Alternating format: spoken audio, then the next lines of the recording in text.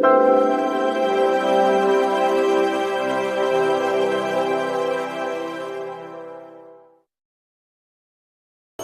राजा के दुई रानी त एक रही गोर दूसर रही सांवर हो। एक राजा के दुई रानी त एक रही गोर दूसर रही सांवर हो।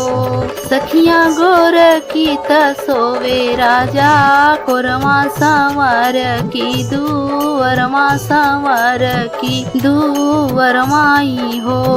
आधी रात घोड़वा तोड़ाने त राजा उठी बान्हई त राजा उठी बान्हई हो।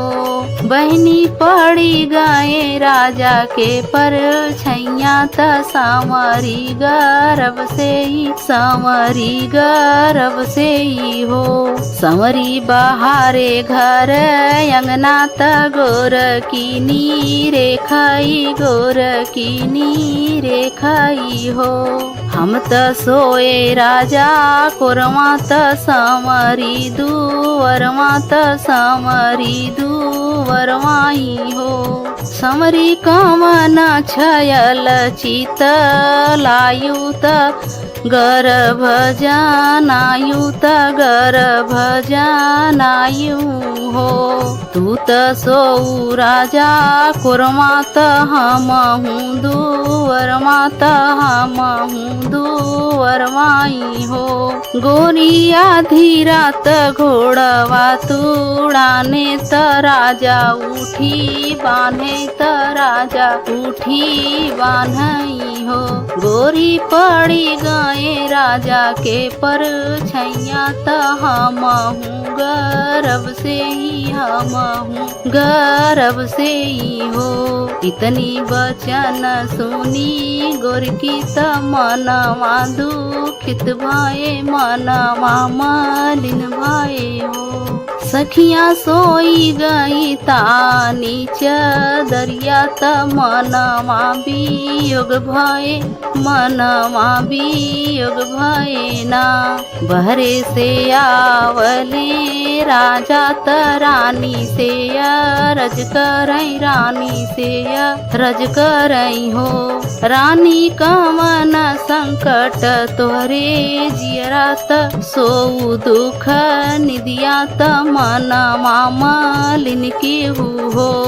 हम त सोए तोहरे कोरमा त सांवरी दुवरमा त सांवरी दुवरमाई हो। राजा सांवरी त गरुवे गर्भ से त हम अपराधी न हो। चुप रह ए रानी चुप रह बड़ जानी जइहै त बड़ नाही जानई हो।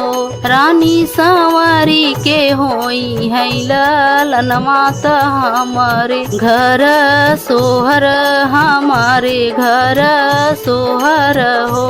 रानी ठुमुकी लाल चली है तीनऊ जाने देखबई तीनऊ जाने देखबई हो।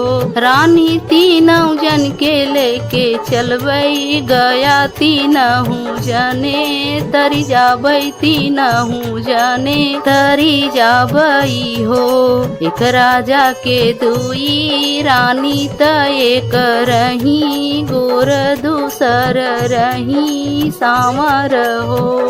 सखिया गोर की त सोवे राजा कोरमा सांवर की दुवरमा सांवर की दुवरमाई हो।